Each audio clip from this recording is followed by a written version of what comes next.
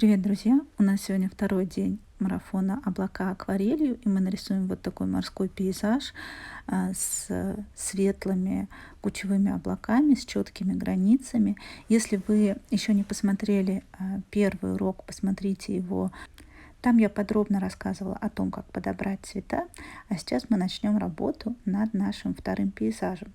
Он тоже будет довольно быстрый, и здесь я использую прием, когда мы заклеиваем нижнюю часть пейзажа малярным скотчем для того, чтобы у нас был ровный горизонт, и мы спокойно, свободно работали на верхней части. Обращаю ваше внимание, что этот прием работает только при условии, что ваша бумага выдерживает воздействие малярного скотча.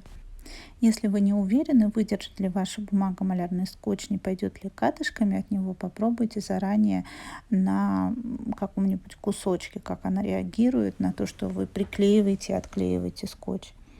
Как и в предыдущей работе, я начинаю с синего цвета в небе и заполняю места по мокрому, изначально по смоченному листу, синим цветом. Это у меня ультрамарин и ФЦ голубая в смеси.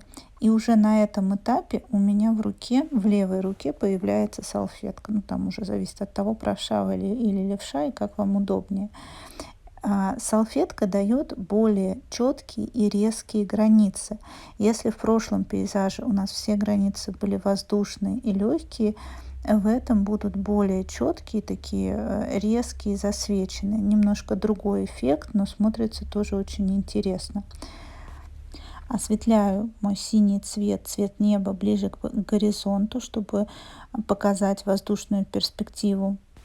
И ниже у горизонта будет немножко другой тип облаков, более горизонтальный. И уже сейчас можно добавить какие-то горизонтальные линии.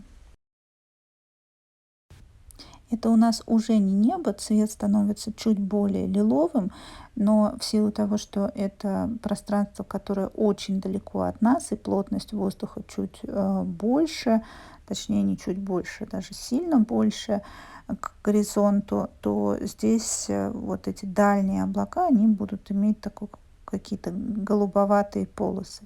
И теперь я салфеткой промакиваю какие-то места для того, чтобы получить какую-нибудь интересную границу и контур цвета.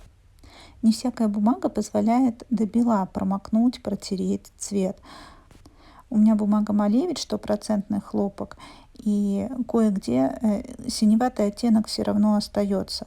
То есть если его промакивать не сразу, а дать чуть-чуть впитаться, он немножечко остается и прям до бела не получается. Вот на верхнем облаке видно, где эти границы.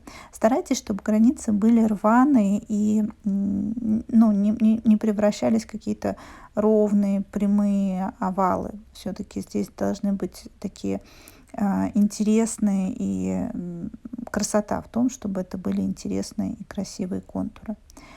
В прошлом видео мы обсуждали, как подбирать цвет. Я использую ультрамарин кадмий оранжевый. И так как я здесь уже немножко промокнула лишнюю влагу внутри облака, я, во-первых, меняю движение, и движение делаю такое втирающее по ощущениям, как будто бы мы втираем крем. Если облако стало совсем сухое, можно немножечко его сбрызнуть пульверизатором изнутри, чтобы мы все-таки рисовали по влажной заливке. Помню о том, что ближе над нами, вверху облака более насыщенные, более темные по цвету. Вот здесь я немножко подтягиваю синий цвет, чтобы чуть более рваный контур получился. И когда заполняю контур внутри облака, тоже стараюсь, чтобы граница вот этой вот серой заливки была немножко рваная и чуть-чуть отступала от белого цвета, чтобы был такой эффект свечения, эффект того, что свет идет за облаками. При этом цвет накладываю не плоско, как я уже сказала, такими втирающими массажными движениями. Можно внутри облака оставлять тоже какие-то промежутки, это будет такой эффект барашка. Ну и вот вы видите, что я периодически подбрызгиваю себе из пульверизатора для того, чтобы у меня не было сильно жестких и четких границ. Оттенок вот этого серо-голубого цвета внутри облака тоже можно варьировать от более оранжевого к более синему. Это тоже может дать интересный, красивый, живописный эффект.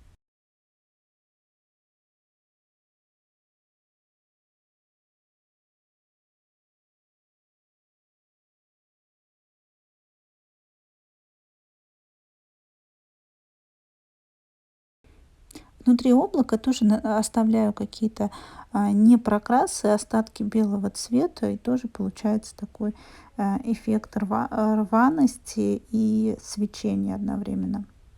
Можно немножко промокнуть облако, если у него получилась внутри очень четкая жесткая граница. Можно его попромакивать салфеткой, не полностью пытаясь выбрать цвет, оставляя просто какую-то чуть-чуть текстуру салфетки на заливке. Здесь у меня мои полосы разлились ровно, поэтому я полусухой кисточкой немножко протираю границу для того, чтобы было разделение облаков. То есть здесь к горизонту облака уходят такими полосами, и между этими полосами должно быть чередование более темного и более светлого цвета. Обратите внимание на то, как меняется движение руки в зависимости от того, какая текстура нужна. То есть горизонту нужны более плоские полосы, и мы делаем, соответственно, такие горизонтальные движения кистью. Там, где нужна текстура барашков, мы делаем движение такого втирания крема. И это уже оставляет тоже такую определенную текстуру, само собой. В идеале дождаться, когда высохнет верхняя заливка. Мне не хватает терпения. Я снимаю сразу малярный скотч. Для того, чтобы малярный скотч минимально травмировал бумагу, старайтесь тянуть его не наверх, а по горизонтали назад. Тогда риск того, что он порвет бумагу, будет минимальным. Дальше к горизонту море будет иметь более сероватый и чуть менее насыщенный оттенок. Я беру тот же цвет, которым мы рисовали облака. Можно в него чуточку больше ультрамарина добавить, чтобы он чуть не сливался полностью с горизонтом.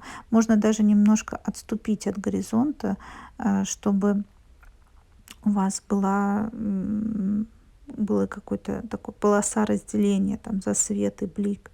И здесь, если верхнюю часть мы рисовали по мокрому, нижнюю часть мы будем рисовать по сухому, но количество воды можно брать достаточное. Все движения сразу делаю горизонтальные. Я добавила голубоватое, вот это серо-голубое пятно, а потом влажной кисточкой, причем даже не со стороны серого пятна, а с обратной стороны влажной чистой кисточкой заполняю оставшийся промежуток моря, для того, чтобы там был как бы такой светящийся участок неба, то есть там через это место бликует свет. И ближе к нам набираю уже практически ультрамарин. Можно немножко голубого добавить для того, чтобы был более такой лазурный цвет. Здесь на ваше усмотрение. Как правило, в море отражается тот цвет, который есть в небе, и там немножко окружающей среды. Ну, есть, конечно, исключения, но всегда можно ориентироваться плюс-минус на это правило. Левую часть берега делаю почти что прозрачный, светлый, чуточку даже там где-то оранжевого добавила, чтобы немножко читалось теплоты. Но тут на ваше усмотрение. Главное, чтобы они не перемешивались с голубым, иначе будет зелень, и это нам тоже ни к чему. Берег делаю той же смесью ультрамарин, кадмий, оранжевый, но здесь пропорции больше ультрамарина, и практически такими же горизонтальными движениями можно немного подождать, пока высохнет море, но у меня опять не хватает терпения, и я начинаю работать сразу. Ну, как-нибудь они там состыкуются, если что, потом подкрасим или сотрем. Посмотрим, как это будет работать. Здесь обратите внимание на то, что вот эта береговая линия, полосы береговой линии, для того, чтобы передать перспективу, нам нужно частоту выступающих вперед частей, да, коса это называется, косы, делать чаще и чаще. То есть ближе к нам там довольно большой промежуток, а дальше к горизонту они начинают все чаще и чаще становиться, больше частей.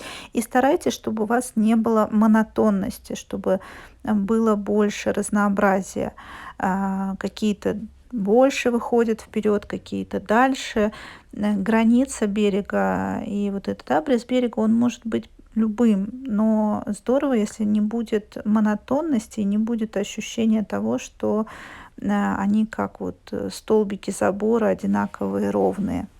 Мне показалось, что цвет у меня получился слишком яркий. Я полусухой кисточкой немножко стерла насыщенность, и вот эта вот выходящая вперед коса, у меня немного много там влаги осталось в воде, поэтому она чуточку растекается, но я к ней потом вернусь, чтобы немножко более ярко сделать границу.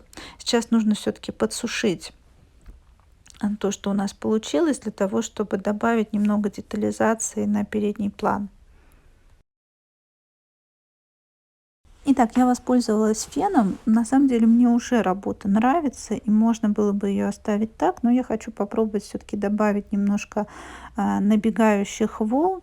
Для этого я беру кисть линер. Цвет беру все нам знакомый, тот же оттенок, не очень сильно насыщенный, ультрамарин, кадмий, оранжевый смешанный, то есть он такой серо-синий цвет дает. Смотрите, практически вся работа написана двумя цветами. И делаю волны. При этом тоже помню про перспективу, то есть дальше от нас волны будут становиться чаще, и плюс они будут становиться тоньше и практически невидимые. Вот здесь у меня даже уже пальцы идут в ход, и иногда, когда цвет получается более насыщенный, чем мне хочется, я подтираю пальцем. Обратите внимание, что все это я делаю по сухому, то есть если бы у нас была еще влажная заливка, она бы уже, эта линия и полосочка растекалась. Дальше к горизонту можно положить кисть практически горизонтально на бумагу и как бы немножко пошуршать боковой поверхностью. Она, ну, какую-то текстурку чуть-чуть добавит на задний план. То есть там прорисовывать какие-то четкие волны мы уже не будем. Но вот уже едва-едва полусухой кистью. То есть для того, чтобы у нас все-таки передний план был насыщенный, четкий, а задний план уходил вдаль и был более размытым. И сейчас на верхушке волн я добавлю барашки. Я использую белила от Van Gogh, это титановые белила. У Невской палитры в открытой продаже нет титановых белил. Обратите внимание на то, что нужны именно титановые белила, потому что цинковые белила, они прозрачные, и они не будут давать чистый белый цвет. Мне нравятся акварельные белила, потому что они более тонкие, у них мельче помол пигмента много в краске, и они дают возможность сделать более такие деликатные линии. Гуашью они получаются более четкие и толстые. Но за неимением титановых белил акварельных можно воспользоваться и гуашью, но тоже смотрите, чтобы это были титановые белила. И на верхушке барашков я добавляю цвет. Несмотря на то, что это акварель, здесь акварелью все равно рисую плотненько. Я показывала там до этого, что я беру ее вот прямо из тюбика, потому что когда белила выдавливаешь на палитру, они, ну, через день они высыхают, а если они долго лежат, они уже в такой камушек превращаются. Поэтому лучше их не выдавливать, а прям вот кисточкой аккуратненько брать из тюбика. Ну и на палитре у меня лично они очень быстро пачкаются и превращаются в какую-то серую массу непонятную. Совсем не тот эффект дают, который нужно. Ну и вот так над темной линии, то есть темная линия это у нас тень от барашка, а над темной линией я добавляю белый цвет, такие вот барашечки. Ну, вот здесь у меня бережок немножко растекся, поэтому на передний план я добавляю чуть-чуть более четких границ и какой-то немножко даже текстуры. Ну, вот такой легкий, светлый морской пейзаж у меня получился, а может быть это берег озера. Работа над пейзажем не занимает много времени, у вас уйдет не больше 20 минут, поэтому обязательно пробуйте. Это нормально, что с первого раза может получиться не все идеально, можно попробовать несколько раз. С быстрыми пейзажами это работает так, что хорошо, когда есть возможность 2-3 раза попробовать один и тот же сюжет, и заодно это поможет вам закрепить технически, почувствовать свою бумагу, почувствовать кисти, которые у вас есть, почувствовать, какую насыщенность пигмента нужно набирать для получения тех или иных эффектов. Я желаю вам удачи, удовольствия от процесса работы с акварелью. Не забывайте поставить лайк и подписаться на канал. Завтра у нас выйдет новое видео, где мы будем рисовать грозовое мрачное небо. Если у вас остались вопросы, пишите в комментариях. Поддержать меня и развитие канала можно через Boosty и Patreon. До встречи в следующих видео. Пока-пока.